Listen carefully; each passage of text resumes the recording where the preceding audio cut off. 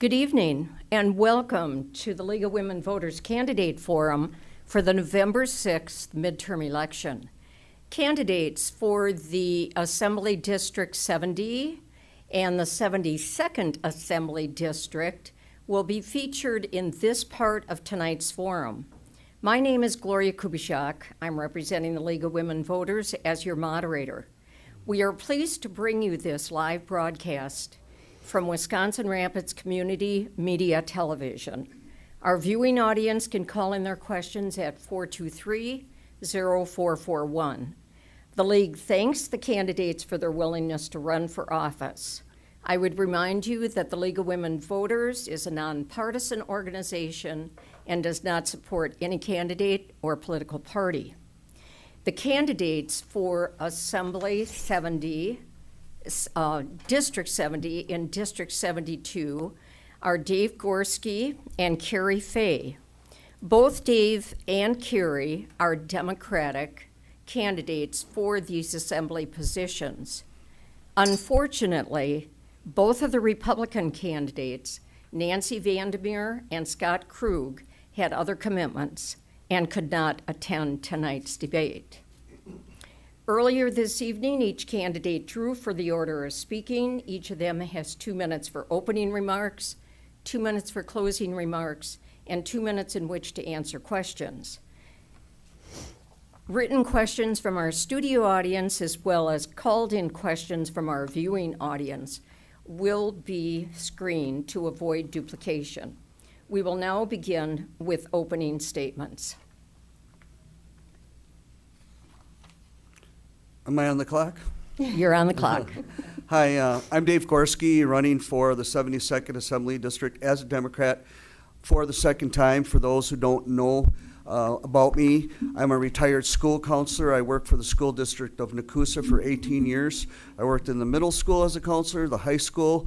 I was also the at-risk coordinator, which meant that it was my job to make sure that kids graduated. And I was also the AODA coordinator for the district, and my job was to make drug prevention. I wrote grants and I administered programs to make sure that our students remained drug-free. So I care a lot about students. I helped start the Nakusa Academy. It's Nakusa's alternative program. It's been running for 16 years. We've been graduating kids, sending them to the mid-state, getting them out in the world of work, and turning them into taxpayers.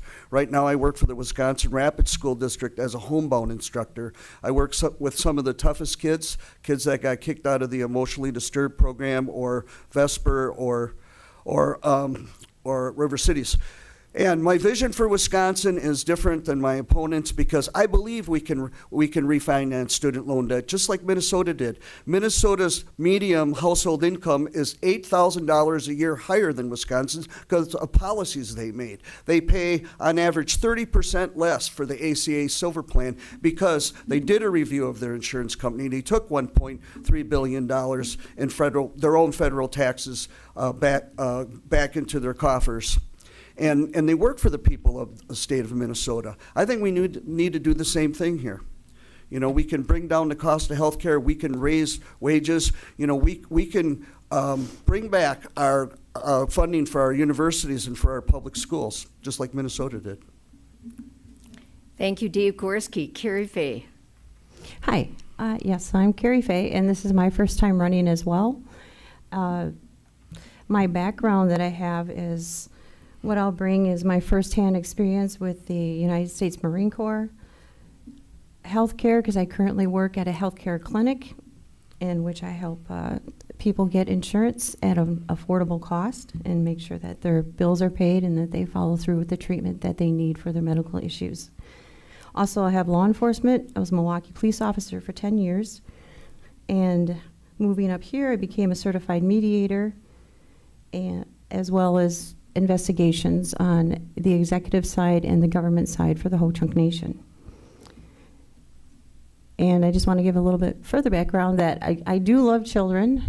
My daughter, when she was in school, I coached their 5th and 6th grade basketball teams and even their 7th grade teams, along with coaching the 7th and 8th graders girls softball teams for 2 years And then I coached 2 years of C-team volleyball for 9th grade for girls.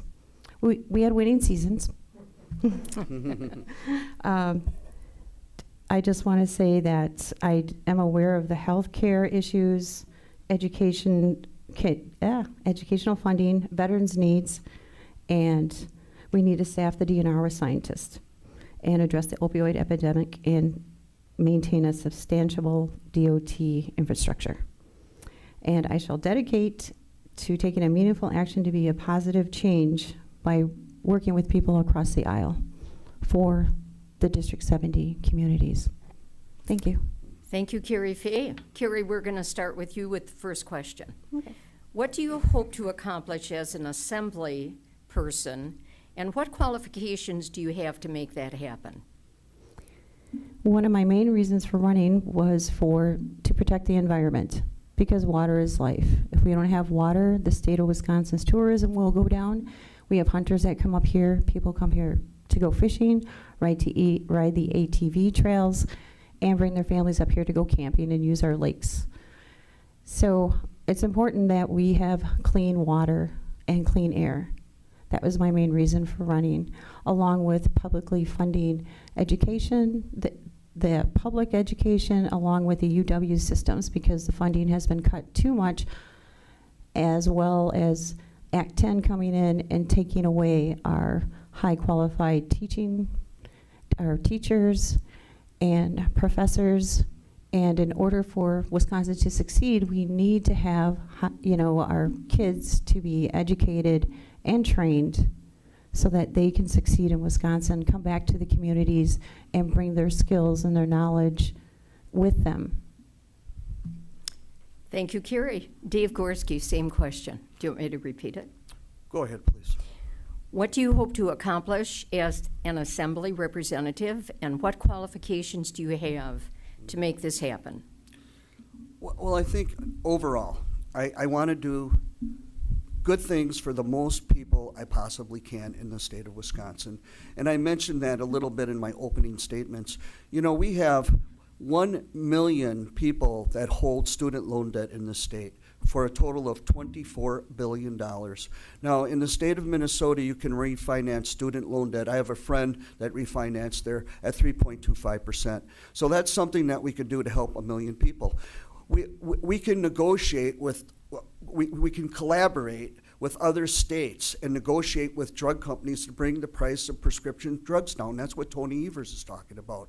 Those are the kind of things I want to do. Public education is so important. It's taken a hit under the Walker administration. I'll give you one quick example of what I would do. I think we need to take a real close look at, especially the Milwaukee Parental Choice Program. There's a school there called the Clara Mohammed Islamic School. From 2011 to 2017, you could count on one hand the kids that scored proficient in reading and math, and that's at grade level. Most of these people are scoring at basic or minimal, which means they're not learning. We're stealing the education of black and brown children in the city of Milwaukee, and nobody's talking about it. When I get elected, that's one thing I really want to address. We need to look at that program. 27 years, and we have the worst black test scores compared to whites in the country. Why? If the Packers gave up Brett Favre, right? If they gave up Aaron Rodgers, Clay Matthews, and Devontae Jones, and replaced them with lousy players, the team's going to go down. That's what happened in Milwaukee. We're replacing schools with certified teachers and administrators that know what they're doing with people who don't know what they're doing. How can that possibly be better? We need to change that. Thank you. We'll go to the next question and start with you, Dave. What would you do as a member of the Wisconsin State Assembly to make health care coverage more affordable?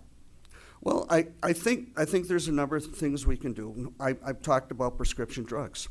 Another thing that we can do is we can offer Badger Care for those people who are, they qualify for Badger Care because they're at 100% of poverty.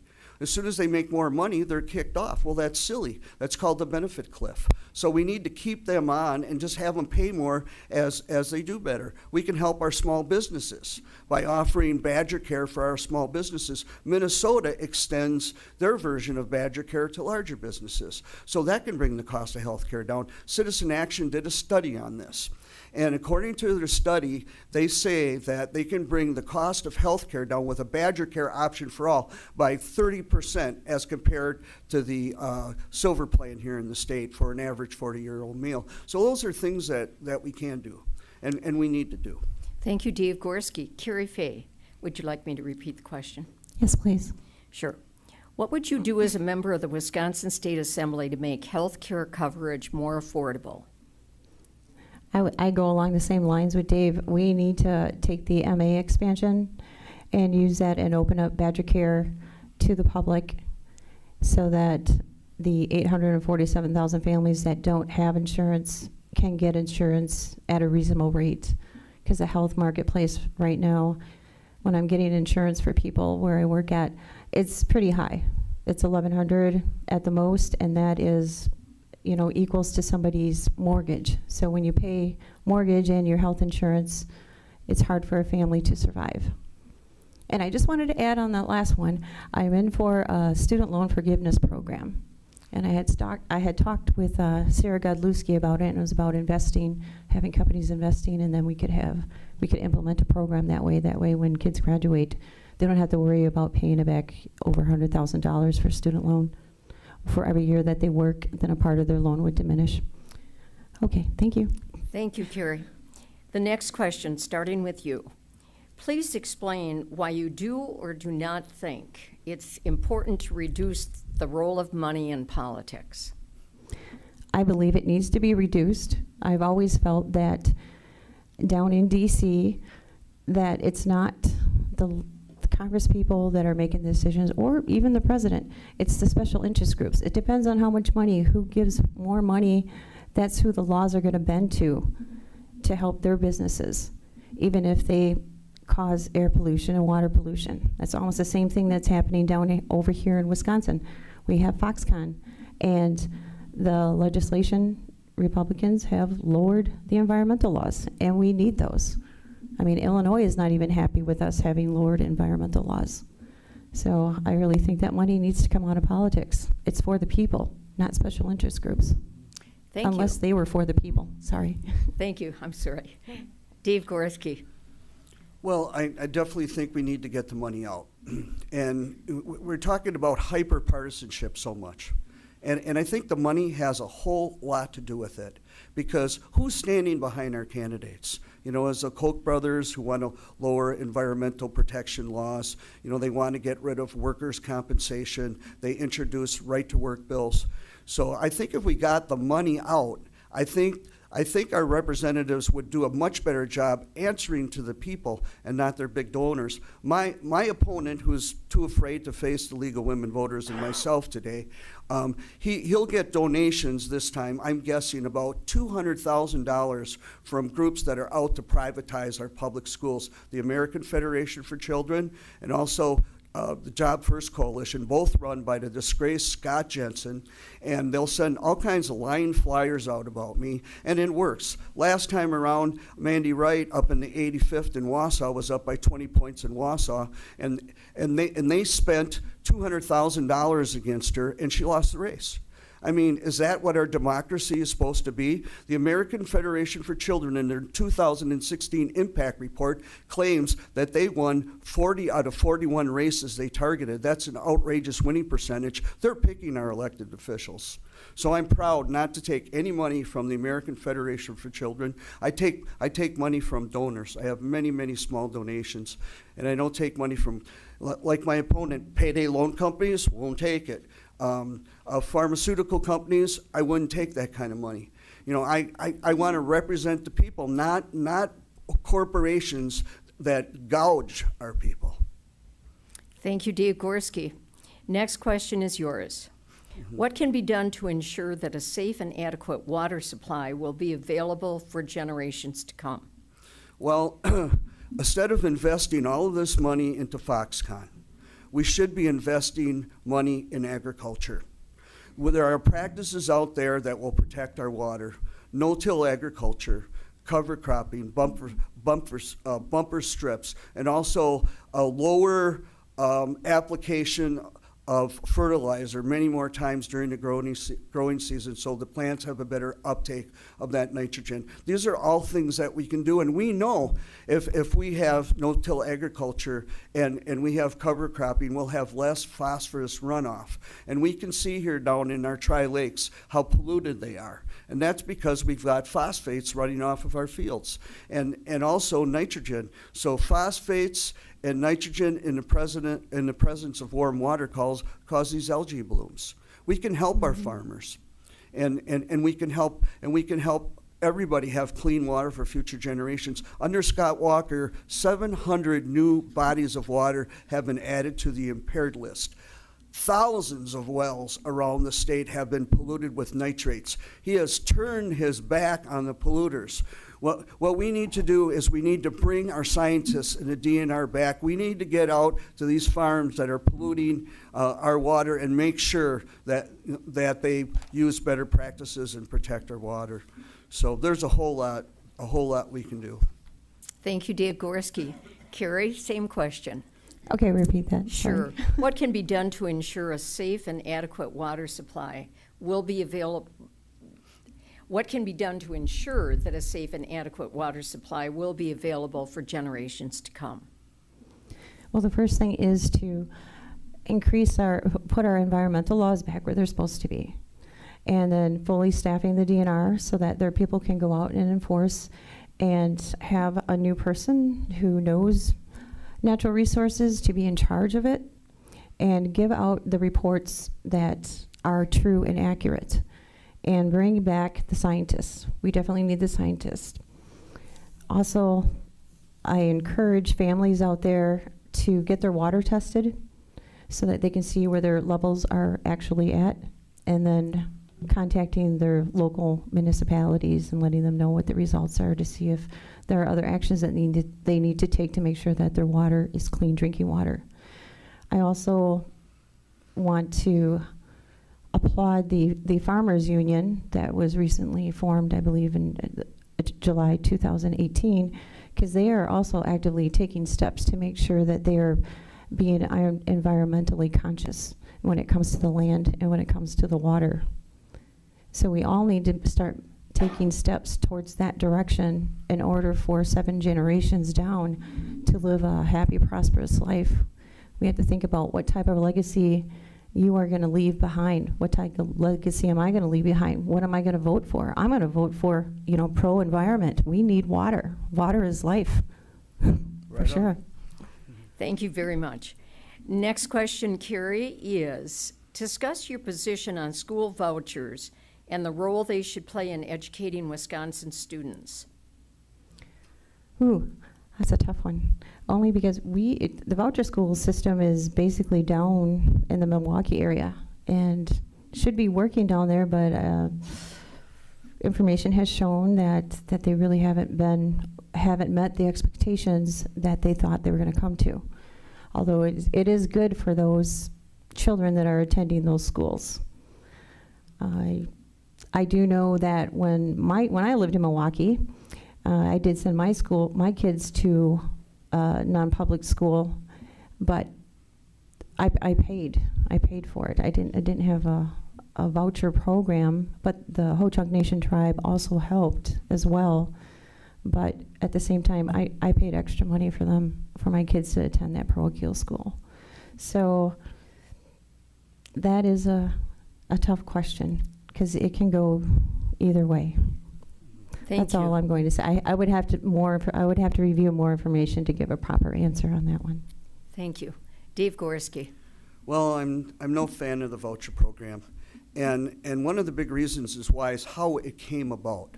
Once it was initially voted on to have a statewide program, all the other laws that govern that program were passed in the state budget. So in other words, they weren't debated on the floor of the Assembly or the Senate. that they were passed in budget measures. And that's why we have such a lack of accountability within that program. I mentioned the school in Milwaukee where hardly anybody could read or do math. I called the DPI and I asked them why they were still open. They told me that there is no mechanism to close down a parental choice school for the lack of academic performance. It just doesn't exist. So where public schools would be closed down if their test scores declined, because they're subject to the Elementary and Secondary School Act, these parental choice schools are not.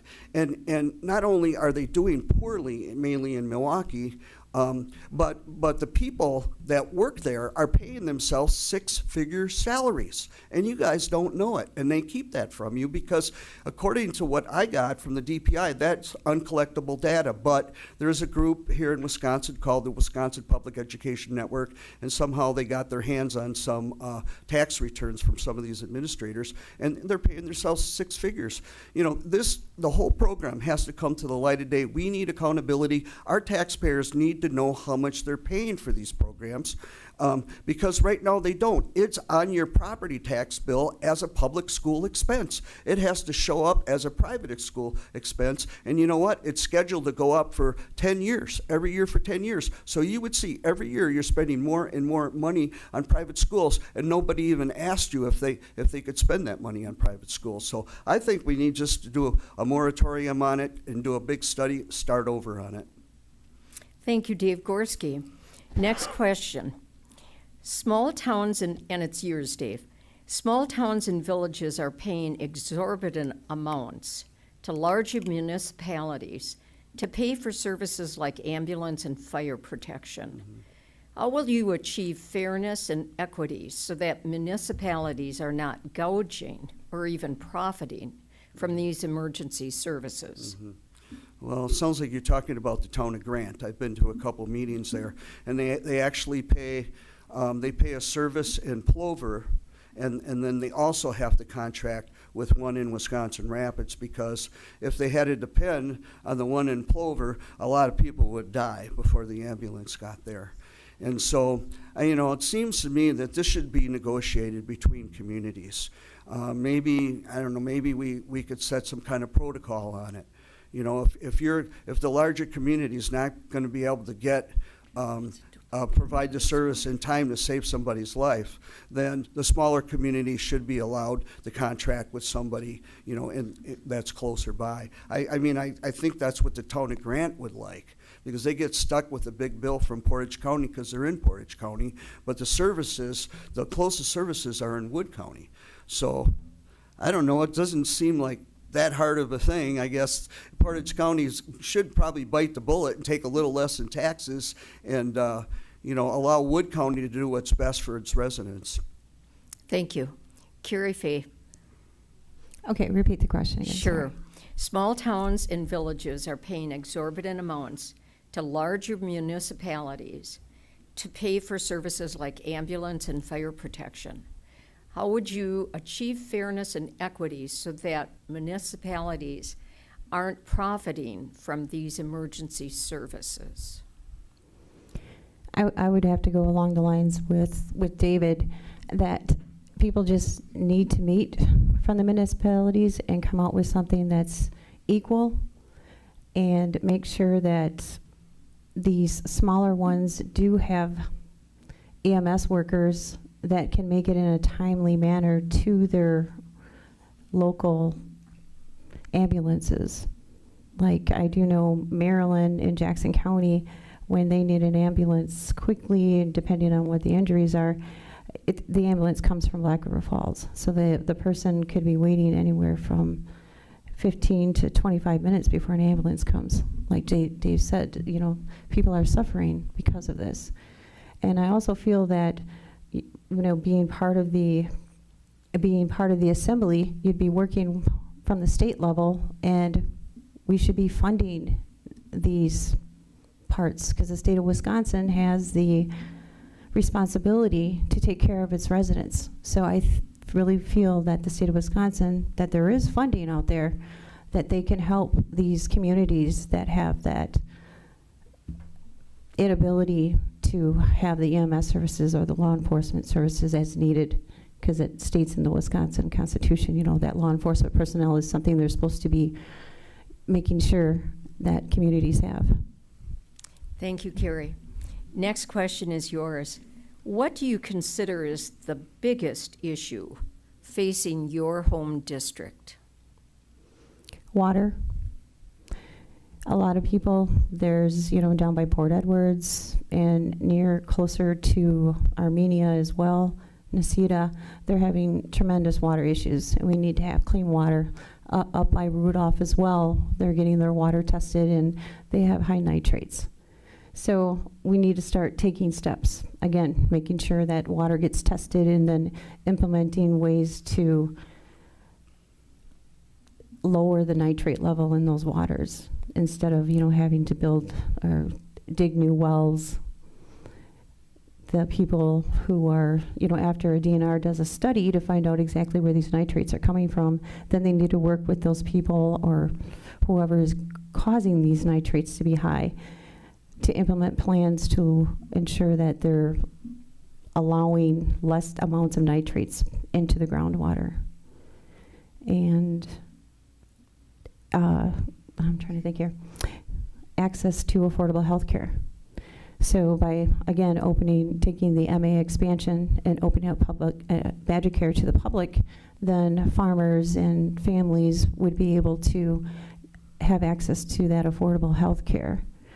Also, the opioid crisis is the other one. We need to work with the families, not just the person who is addicted, but the whole family, because you need to have that family support system. So having mental health programs that are accessible to those areas would be best. Those would be the steps that I would support and take action for. Thank you. Dave Gorski. Well, certainly water is up there, public education, but I've knocked on about 4,000 doors, and I've had a lot of conversations with people about health care and about prescription the price of prescription drugs. I remember talking to one lady in a trailer park, 75 years old, nice trailer park, nice elderly couple, second time she's had cancer. They're poor, they couldn't afford supplemental insurance, and they're sitting on a $25,000 chemo bill. I talked to a young woman in Bancroft, young woman, 37 years old. She's paying a premium of $700 a month. It's a big chunk of what she makes. And it's not only that, people have health insurance, and guess what? They're still going bankrupt. I talked to somebody the other day on prescription drugs, and he's paying $500. He has coverage, and he's paying $500 a month. I mean, we have to address this. If the federal government isn't going to do it, the state has to do it. If we all stand together and we say enough is enough, we need to bring down the price of drugs. We need to make healthcare more affordable like the rest of the world has done. If we're the greatest country in the world and we're a great state in the greatest country, let's take this on and make it happen. Let's work for the people and not the pharmaceutical companies and not for the for-profit healthcare insurance companies, of which the United States is the only country that has for-profit health insurance companies. I mean, I really think we have to address these big questions. Why are we letting this happen? I see so much anxiety on faces of people I talk to, Republicans and Democrats. That's one issue that really crosses the aisle. People are concerned about it, and we need to act. And quite frankly, the Republican Party hasn't done anything about it as far as I'm concerned. Thank you, Dave. Next question is yours. What measures do you support to improve and secure elections and voting in our state? Yeah, well, I think, we should rely on a paper ballot. I think Wisconsin is one of about 5 states that, we have these scanners, and they're subject to hacking. So we definitely need a paper backup, and we should use it. And a few other things about that. Why are we making voting so hard? I don't know if people realize this, but if you didn't vote from one presidential election to the next one, you're scrubbed. They call it voter roll maintenance, and it's a new thing. And so you could go to vote, you can get in line and think you're going to vote, and you haven't voted in 5 years, guess what? You're no longer registered. And we see other tricks like in the state of Georgia where if you have anything at all that, like there's a hyphen in your name and it appears on one document, it doesn't appear in another, you're scrubbed from the rolls. I mean, I think what we should have is automatic registration when you get a driver's license. You know, and there's other things we can do if somebody can't get a photo ID. You know what I think we should do? This is America.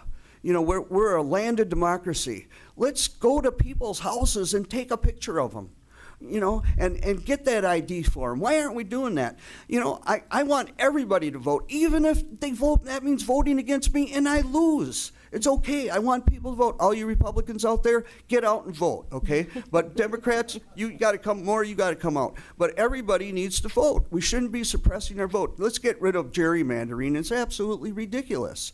You know, it's the voters who should pick their officials, not their officials who should pick their voters. Let's do what Iowa did.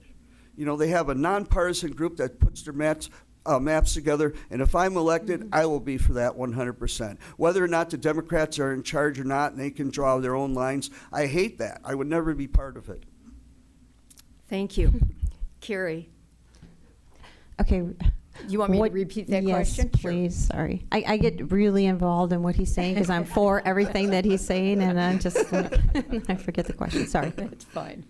What measures do you support to improve and secure elections and voting in our state? I would support that if anybody had an ID, again, a driver's license, and their address is on there, then they should be able to vote. Because when you go to get a driver's license, sometimes you have to show your birth certificate and your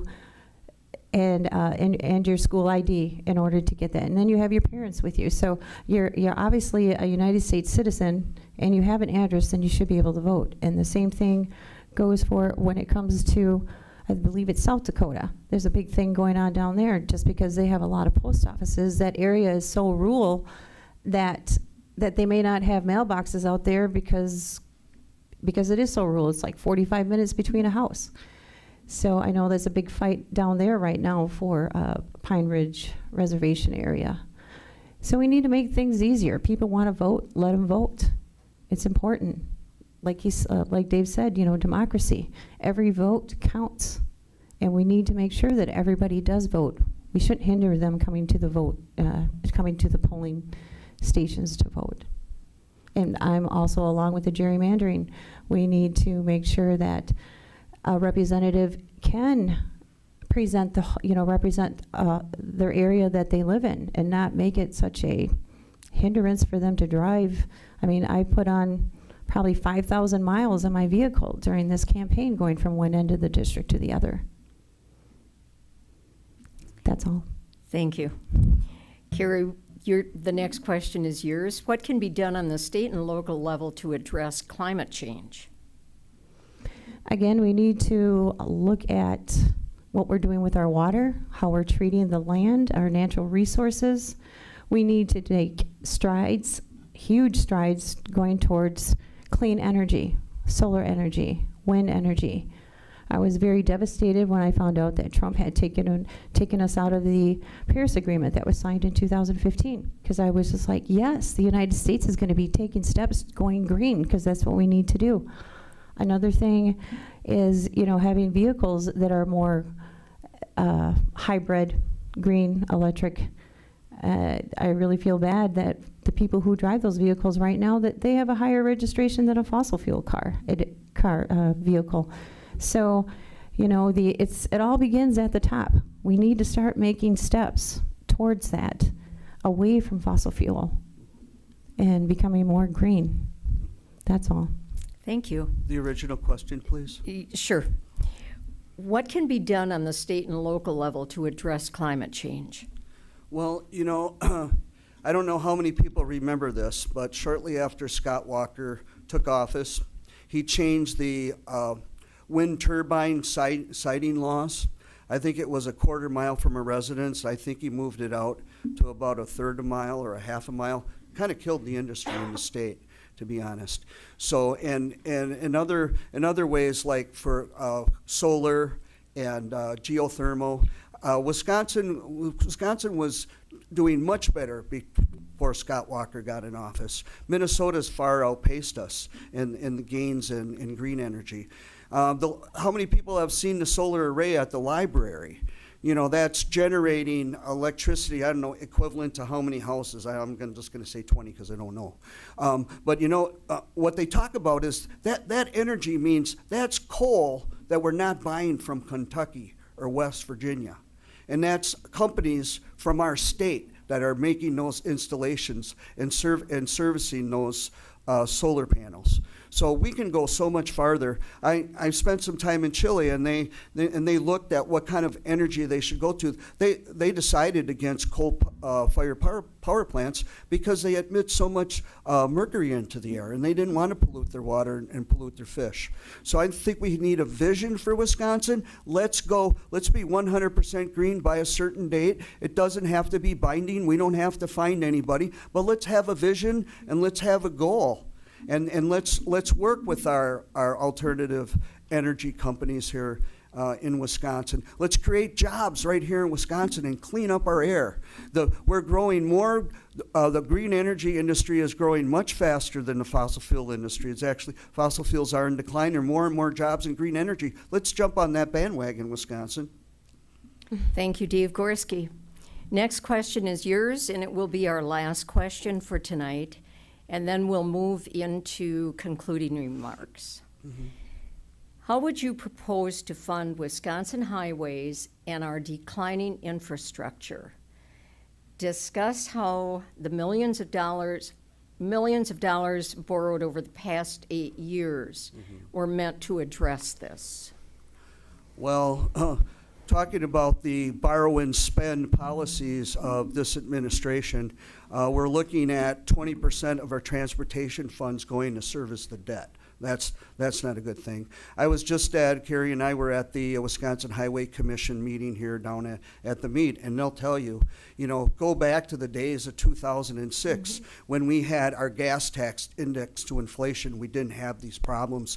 I said in 2016 that we should have raised the gas tax back then when gas was $2 a gallon. We could have had a temporary, maybe a balloon in the tax, and then brought it back down after a certain amount of time and leveled it off at, 5 or 10%. We missed an opportunity there. But the people at the Highway Commission will tell you we have to raise the gas tax. There's just really no way around it. I'm not saying, they said Tony Evers $1, bunch of baloney. Don't believe that. We don't need to raise it $1. Maybe it's 5 cents, maybe it's 10 cents. I don't know. But we need to index it to inflation, because that's as the price of asphalt goes up, or concrete, other building materials, that we have more money to match the inflation. So we just have to bite the bullet, and we can do it. You can do it with some money with registration fees. Toll booths are complicated because we took federal highway money. So we have to have special permission from the federal government to do that. So yeah, okay, I'm going to raise the gas tax. Only tax I think we should raise. And I got 30 seconds, so I can keep talking. Yeah, I honestly, I think it's a failure in leadership. The Republican Party has the numbers. It's Scott Walker who doesn't want to do what needs to be done, because he took a pledge to Grover Norquist never to raise taxes. Who's Grover Norquist? Who elected him? We got to work for the people of Wisconsin, not some guy who I don't even know what his position. I don't even know what his role is or what his title is. But we shouldn't be taking pledges to people outside of our state. I pledge never to take a pledge to somebody outside of the state. Thank you, Dave. Cari, would you like me to repeat the question? Nope, I think this one I remember it. Good. Okay, in order to keep a sustainable DOT infrastructure, revenue incoming, I'm again along the same lines with Dave, looking at the gas tax and doing a gas tax indexing, and as well as when new corporations, since Governor Scott Walker says Wisconsin is open for business, well, when the businesses come in, they should also have on their minds that they need to have systems in place that are not going to pollute the air and pollute the water, but they should also know that they're going to be contributing to a road fund, a road and repair fund, because I'm sure businesses that come to Wisconsin, they want their customers coming to them on nice roads, not potholes and coming, just to get to the store, and you end up with a flat tire or a messed up wheel alignment just because you hit one of those potholes, that the money that was supposed to fix that was now diverted to Foxconn so it could make all the roads down there for them. I mean, that was a lot of money that they took. It said, due to funding for unscheduled Foxconn road work impedes this to the tune of reductions in the state highway rehabilitation program revenue between $70 and $80 million. All that money could have gone up here for the rest of the state of Wisconsin. So that's what I think. Local governments and all the stakeholders, businesses should all get together, and there should be more money going into that funding. Thank you. Thank you, Cari. And we're going to start with you, Cari Fay, with concluding remarks. I would just like to say that I am for the state of Wisconsin. I am for the residents. I am for, like it says in the Wisconsin preamble, that they're talking about ensuring that domestic and tranquility includes equality in taxation. It includes law enforcement personnel, quality of life, a high quality of life here in Wisconsin. So those are the steps and actions that I would be taking, positive strides to make a positive change for Wisconsin, making sure that we are addressing climate change, the water issue, making sure that kids, are able to attend a 2-year free technical college so that they can learn a skilled trade and move on into an internship with other businesses. Apprenticeship programs I support, and I need repeal Act 10, bring back collective bargaining, and the prevailing wage law, because when all those were removed, it showed disrespect to the hardworking families, the hard workers who are in unions, police officers, teachers, nurses. It affected all of them. We need to unite everyone, not divide people. Wisconsin needs to unite together and be the voice and vote for the person that is going to take positive strides for them, their family, and the communities. That's all. Thank you. Thank you very much, Cari Fay. And that's what I will do. Dave Gorski. Well, I think it's time for new representation for the 72nd. My opponent said himself he was going to run 2 terms, and that was going to be it. Now he is running for 5, and last time we were asked about term limits, and I said, no, I think it's okay. We don't really need term limits. But now I see what's happened to my opponent. He gets money from the American Federation for Children. He gets money from the payday loan industry. He gets money from the pharmaceutical industry. So who is he really working for? So maybe term limits aren't such a bad idea. So I'm somebody that's going to work for the people of the 72nd because I don't have big donors behind me. I've just got a lot of working class people and good Wisconsinites. But I think we need to have a different vision for our state. We need to think about what do we want our state to look like in 100 years. We want clean lakes. We want clean water. We want people to have health insurance. We don't want our young people graduating from college with huge amounts of student loan debt. We can have a better state. We can have a state that works better for everybody, not just people at the tippy top. So it starts with a vision, and we work toward that. I can say this about myself. I am honest. I know a lot of politicians who say that, but it's true. I am honest, and I am hardworking. I have always been. I will be 46, I got those numbers reversed, 64 a month after I'm sworn in. Believe me, I'm not into this to become corrupted and get rich. I'm into this because I can't stand by while our universities are attacked. Our K-12 system goes downhill. We pollute our water, and we're not addressing the problems with healthcare in this state. So vote for Dave, vote for change, vote for Dave Gorski, hardworking guy. Vote to shorten the Polish. Thank you very much. This concludes the first part of our candidate forum this evening. We want to again thank our candidate, Cari Fay, Democrat running in the Assembly District number 70, and Democrat candidate David Gorski, running for Assembly District 72. Unfortunately, their opponents, Scott Krug and Nancy Vandermeer, were not able to attend tonight's forum because of other commitments. So we thank you, candidates, again, and remind our voters to vote on November 6th. We will take a short 5-minute break. Stay tuned. Our next candidates who will be featured will be Wood County Sheriff candidates.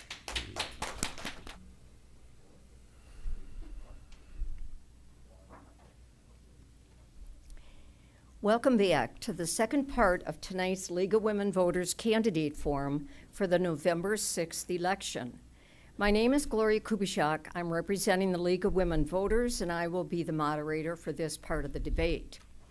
The candidates featured in this part of tonight's forum are the candidates for Wood County Sheriff. Democrat candidate is John Hiller, and Republican candidate is Shawn Becker. Earlier this evening, each candidate drew for the order of speaking. They will be given 2 minutes for opening remarks, 2 minutes to answer questions, and 2 minutes for concluding remarks. We will start with you, Shawn Becker. Thank you. Again, I'm Shawn Becker. I'm running for Wood County Sheriff. I'd like to thank everybody for being here tonight and thank the League of Women Voters for the opportunity to speak tonight and the audience watching. First, I want to talk about family. The reason why I jumped into this race wasn't totally about myself. It was, I knew that Tom Reichert was going to be retiring, and that was a discussion I needed to have with my wife, Julie, here in the crowd. And we thought, where does this fit in our life and my career? And we came to the conclusion together as a family that we were going to move forward and put our name in the hat, as everybody says, to run for sheriff. Very supporting family. We have 2 daughters, Jordan and Caitlin, all in to help out, and even beyond that, with Julie's family. We're very grateful. Now, as far as my career, I've got almost 25 years of law enforcement experience, with most of that being with the Wood County Sheriff's Department. Was hired as a deputy and then worked my way up the ranks from there. Started out, like I said, as a deputy, became a shift commander, field train officer, accident reconstructionist.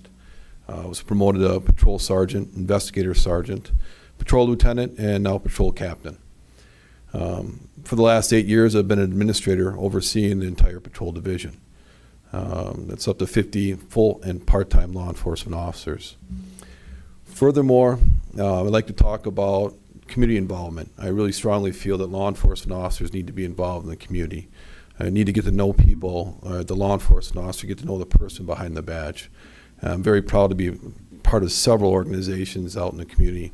Been coaching football several years at Lincoln High School, part of the aqua skiers, big supporter of Special Olympics. In fact, taking the plunge for several years, I've raised over $10,000 for the Special Olympics. So very proud to be part of these organizations, the Elks, the Lions Club, Keller Knights Snowmobile Club.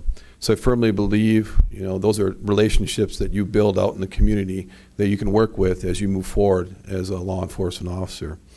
I feel that I'm a very strong candidate to be your next Wood County Sheriff. Thank you. Thank you, Shawn Becker. John Hiller. Good evening. I'm John Hiller. I'm running for Sheriff of Wood County, and on November 6th, I ask for all your votes. I too have 25 plus years in law enforcement. A year and a half ago, I retired from the Sheriff's Department and have decided to come out of retirement to seek the office of sheriff.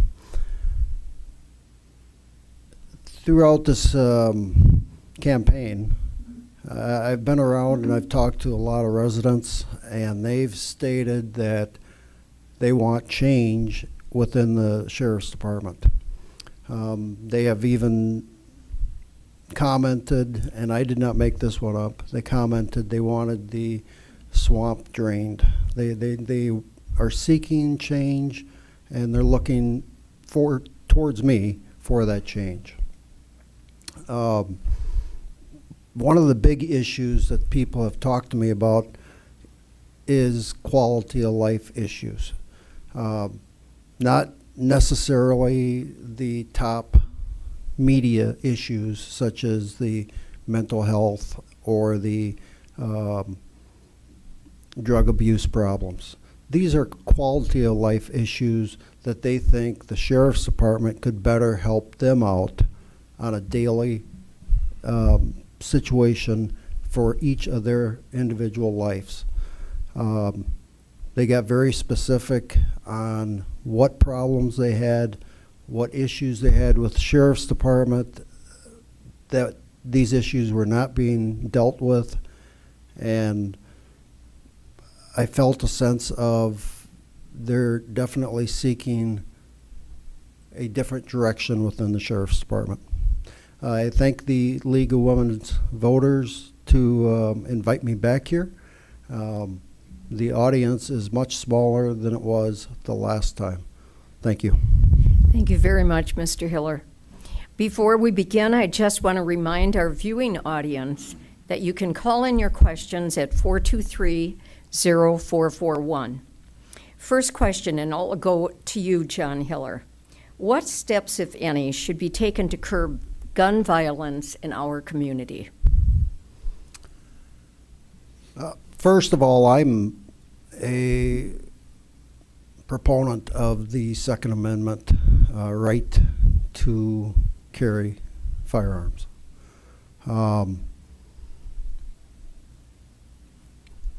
There is a problem with guns in the community, and that's something law enforcement struggles with all the time. However, these guns are not being purchased through the legal means.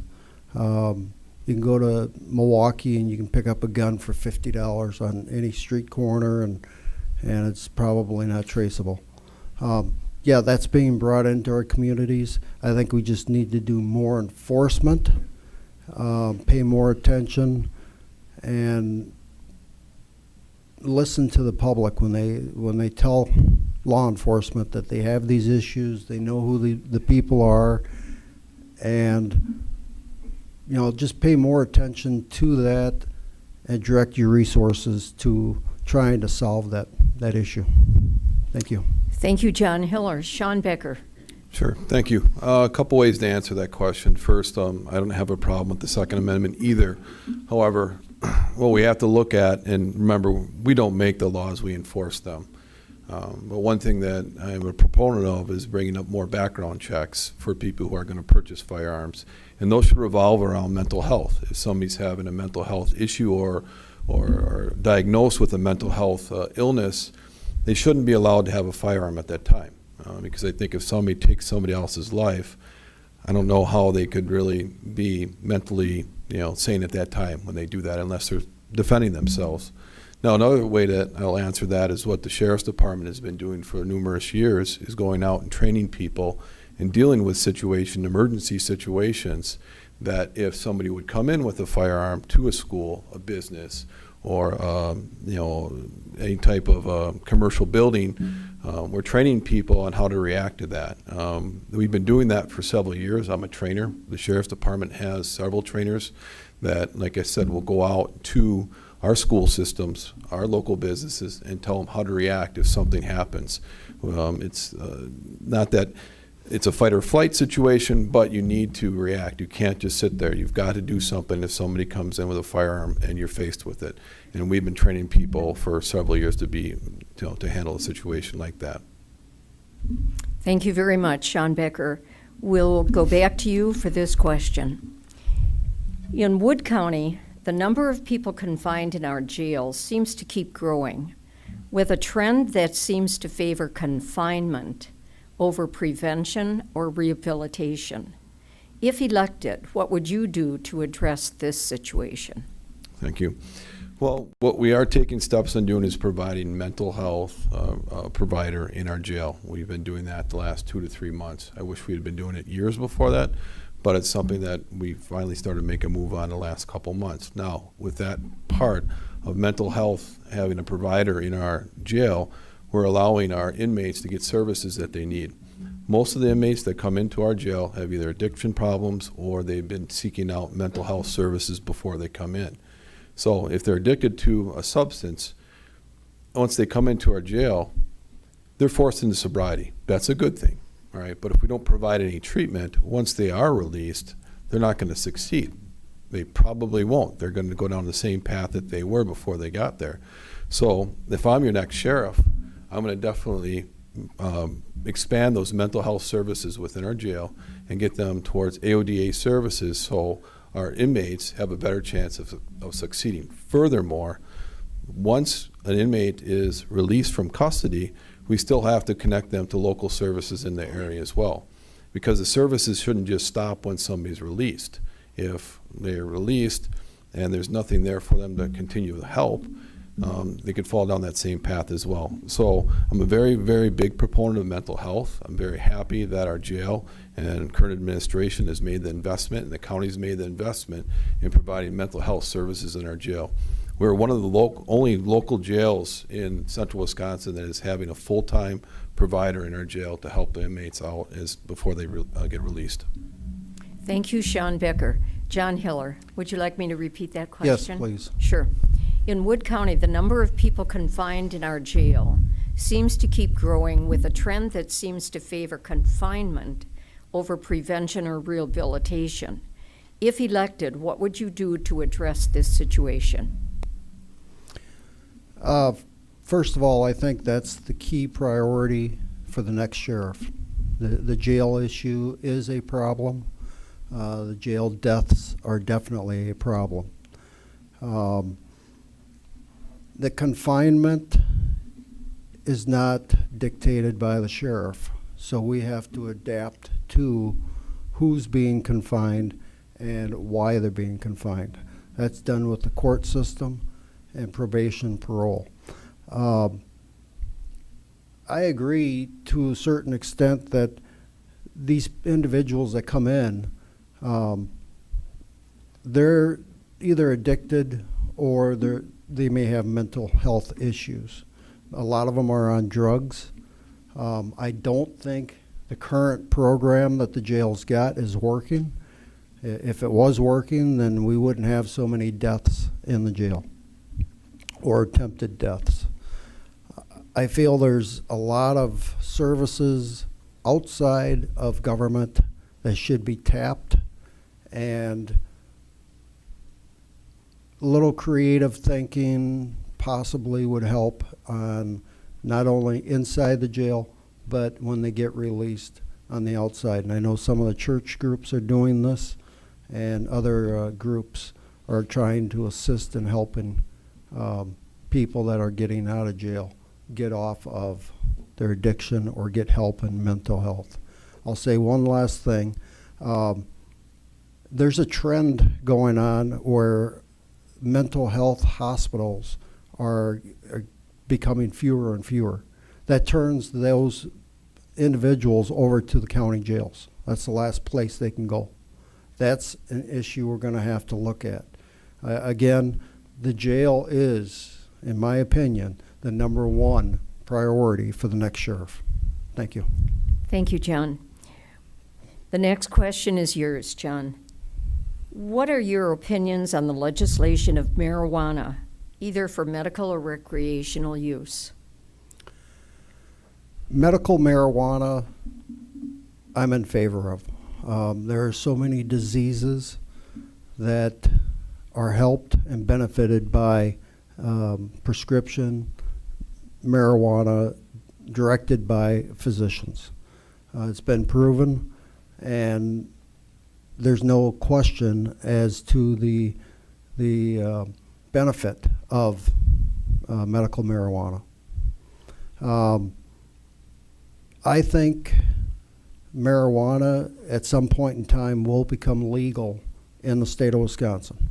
It's a trend that's going from state to state to state, and it pretty much dwindles down to tax revenue. States are making money off of marijuana sales, just like they are off cigarette sales. So I think that trend is coming. The last thing I'll say is marijuana, and I know that I differ with Shawn on this, but marijuana, I don't feel, is a gateway drug. I think we need to look past the marijuana and start directing our efforts onto the more serious stuff like meth, cocaine, heroin, and those drugs that are more damaging than the marijuana. Thank you. Thank you, John Hiller. Shawn?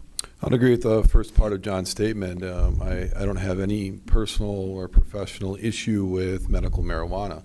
The science is behind it. I trust the science, and if it helps people that are suffering from illnesses, I don't have a problem with that. I do feel that marijuana is a gateway drug. I base that on my law enforcement experience, not only just as an administrator, but as an investigator and as a patrol officer. I've had many situations where young people have started out with marijuana, and they get introduced to that drug culture. And what's next? The dealer doesn't care. The marijuana dealer is going to be able to find something else to push or find someone else to push it for them. So that person's introduced into that drug culture, and other drugs are available. So, and recently I attended one of the Wood County Drug Task Force meetings, and it was all revolving around drug court. So we had representatives from drug court, Judge Wolf, people from the legal system, and what took me back was seeing the people that were participating in drug court, and these were graduates. All of them were graduates, and there was 5 of them, and one of them stood up on stage and said how he started getting into drugs was marijuana at a young age. Then everybody else that was there that were also graduates of the program said the same thing. So it confirmed how I felt all along throughout my career. And I had one experience as an administrator, shortly starting as my administration career. Somebody was having a 15-year-old child up in the Marshfield area was having an issue with drugs. And she started with marijuana. And her parents were loving, they were there, and they just could not get a handle on it. And the next thing she was doing within a month of a period of time, she was using heroin. So I've seen it. So I'll always be biased against social marijuana. Thank you. Thank you, Shawn Becker. And the next question is yours. There have been several incidents of prisoners dying in our jail this past year. Please discuss. Sure. It hasn't been this last year, but there has been a spike in deaths in our jail. I understand that. What we've been doing, we've been trying to work on that. As I started talking about the jail, we're starting to provide mental health services back there. That's a new program. That's only been back there for a couple months, 2-3 months. We've also made some other changes in our jail as well to the facility. Is it an old facility? Depends if you want to call 1988 an old facility. That's the year I graduated high school, so I don't feel that old, but I do recognize the fact that upgrades need to be done to the jail to make it safer, and we're doing that. So each one of those incidents have been investigated by an outside agency. I don't oversee the jail, but I've suggested especially the mental health services that need to be expanded back there and even push into AODA services. Furthermore, inmates now can call the crisis line at any time they want from their jail cell. So we're always looking to make improvements back in our jail. So I'll leave it at that. Thank you, Shawn. John Hiller. The jail is going to be the primary issue for the next sheriff. I've said that before, I'll say it again. I don't feel that the current system is working. I disagree with Shawn on this. I don't believe that our mental health specialist professional back there is working. Otherwise, we wouldn't have as many suicides or near suicide deaths. I think we have to do a quick fix and provide more personnel in the jail.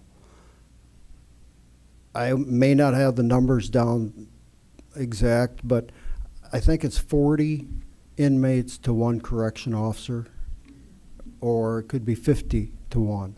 That's a lot of inmates for one correction officer to be watching. You need one serious incident, and now you have nobody watching the mass of people, and that's when problems can exist. I've heard from families of those affected by these deaths. It strikes home, because no matter what, it should be the job of the sheriff to ensure that if you're in the Wood County Jail, you'll come back out of that jail when your time's up. So I personally will make it my goal to do some corrective action immediately. Thank you.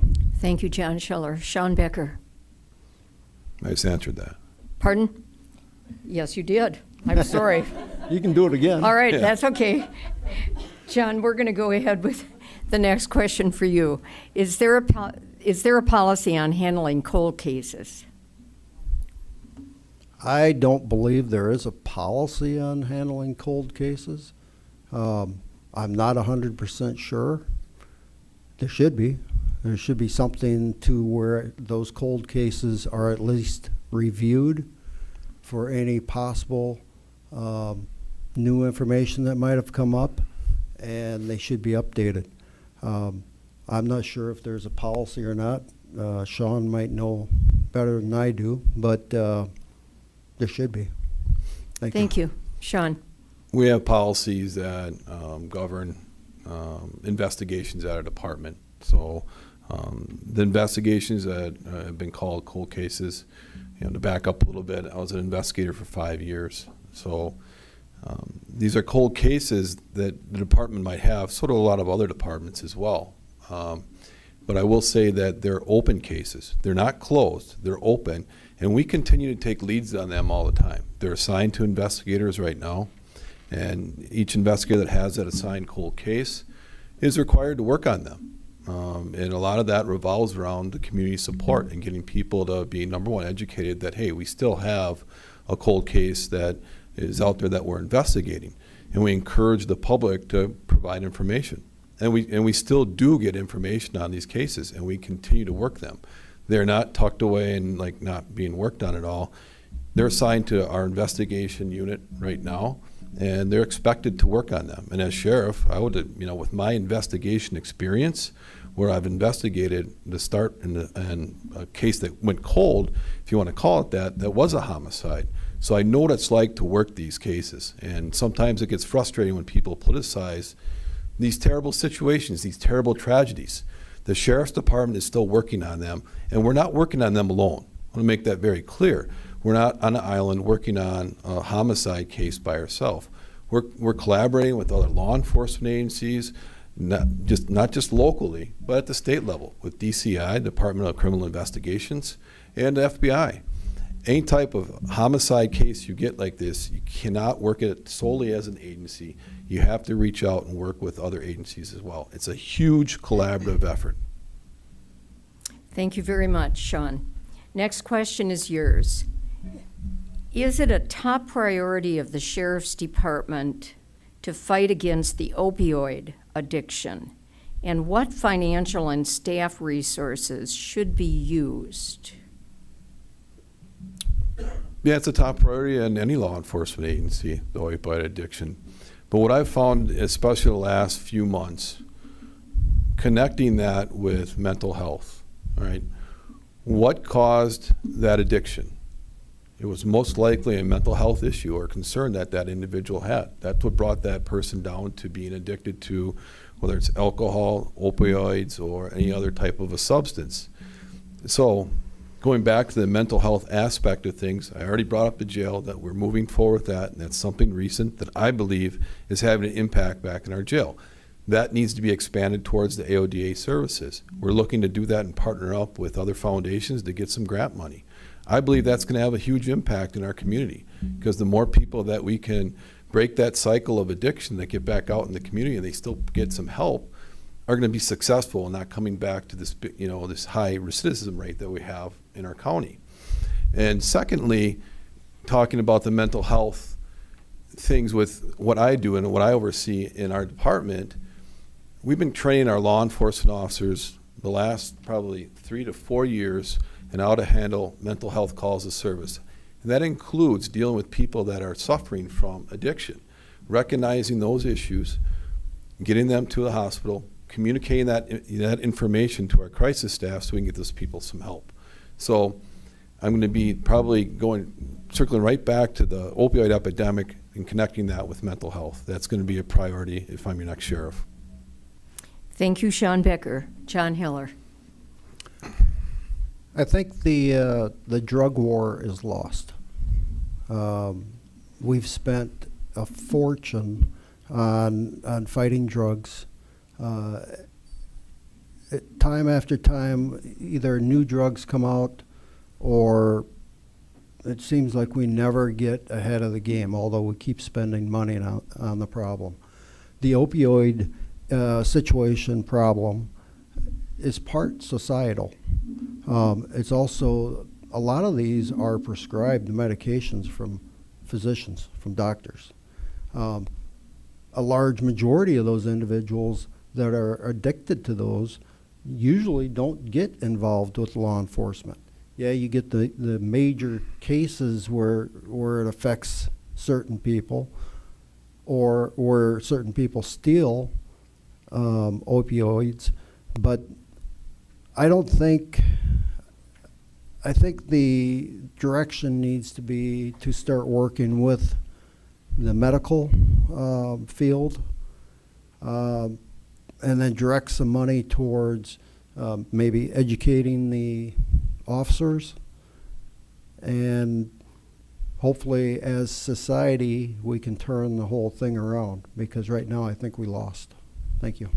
Thank you, John Hiller. We're going to move into the last question and then into concluding remarks. And we'll start with you on this last question, John Hiller. What are the most important challenges facing Wood County, and how do you propose to address them? Like I said earlier, the first and most highest priority of mine would be the jail. We need to do something with the jail. Short term, we need to stop the needless deaths. Long term, I'm a big proponent on we need a new jail. We need a modern jail that's prepared to handle not only criminals, but mentally ill and addicted people. That's going to be a long-term process, selling the citizens and selling the county board for the need of that jail. And I believe that is the sheriff's job to present it in a business plan so that the county board can take it back to their constituents and they can give us the money we need to build that new jail. The second thing, we need to have more deputies working the road. There's times where there can be a single deputy working the north end of the county. Now that's 400 and some square miles. That's a large area to be working by yourself. And if you are by yourself and you have a serious call, at that point you have to escalate your response. I think for the safety of the public, we need to relook at our manning and providing additional deputies on shift. Thank you. Thank you very much. Shawn Becker. Sure. The first thing I will address is the jail. The new sheriff is going to definitely have to relook at the jail, take a look at what our priorities are back in our jail. What changes do we have to make? You know, definitely we need to make some changes back there. I totally understand that. Throughout the last several months, you know, talking with staff, especially corrections officers, they tell me what the issues are back there, and it's been very consistent too. One, mental health for the inmates, and number two, staffing back there. We changed some staffing requirements back there on our own, and that needs to be looked at again. That definitely needs to be looked at again. And what I would do is a department survey, to all of the, not only correction staff, but any employee at the Sheriff's Department, put a survey out. Find out, what do you want changed here? You know, what are your ideas? You know, and then sit down with them individually and discuss them. You never know where your next good idea might come from, what good change that we could bring to the department. We're all working this together, okay? And the jail is definitely going to be a priority. Now, building a new jail, do we need to build a new jail? Well, if you want to look at inmate population, sure. Since 2002, we've been housing inmates in other facilities. But we've been making those contracts work, and it's actually cheaper to house an inmate in a jail outside of Wood County. With WPACA, we've been housing 75 inmates there for several years. But what it costs per day for an inmate there is cheaper than it is to have in our own facility. So we still need to look at those contracts and still work with those. I believe that if we want to build a new jail, that's up to you as the voters. Become informed, look at what kind of information that we have out there that we're providing, and then talk to your county board supervisor and pass that information on. It's your money. It's all your money. It should be your decision to move forward and talk to your county board representative and decide whether or not you want a new jail. It's up to the county board. The sheriff cannot tell you that we're going to build a new jail. We can't tax you. Thank you. We'll move into concluding remarks and start with you, Shawn Becker. Again, thank you. Thank you, everybody here, for the opportunity to speak in front of you again. The audience, the people out watching, the League of Women Voters, thank you very much. I want to end with one thing. We committed to a positive campaign. From the day that we decided to run for sheriff, we said that we'd stay positive. When we launched our social media message from our basement with close family and close friends, it was a great moment, and we committed to being positive and sticking with the issues that are facing our community here. We need to be fiscally responsible. I've proven that over the last 8 years being the patrol captain, overseeing a big chunk of our budget. We also need to concentrate on the drug problem, the drug issues. I've talked enough about mental health and how important that is and how it fits not only our jail, but in law enforcement and our jail. Those are some issues I'm ready to work on with the community, and I'm really looking forward to moving forward in a positive direction and changing the department that we need. Thank you. Thank you. John Hiller. Yeah, I'd like to thank the League of Women Voters for inviting me back to speak, taking the time. Thank the audience for being here. I differ a little bit with Shawn in that I look at my campaign as being something for change. The citizens I've talked to, the people that have approached me, they're asking for change. The old administration is going on 13, 14 years, and I think people are ready for a change. I also think that being fiscally responsible is a must. However, we need to look at some of these tough issues and tackle them. And, you know, the jail is one of them. There's creative ways to get this stuff done, and I believe I can get the group together that needs to get these things done. So I'm asking the voters, if you want change, please vote for me on November 6th. And I'll make this somewhat negative. If you want the status quo and you want business as usual, then vote for my opponent, Shawn. But I do definitely want change. That's why I came out of retirement. Thank you. Thank you, John Hiller. This concludes our candidate forum for the November 6th midterm election. We want to thank our candidates again for their willingness to run for office. Shawn Becker is the Republican candidate for Wood County Sheriff. John Hiller, the Democrat candidate for Wood County Sheriff. Thanks to our Wisconsin Rapids community media staff as well as the League of Women Voter Volunteers who were here tonight to put this forum together. And a reminder to all of our viewers, be sure you vote November 6th. Thank you very much. Thank you.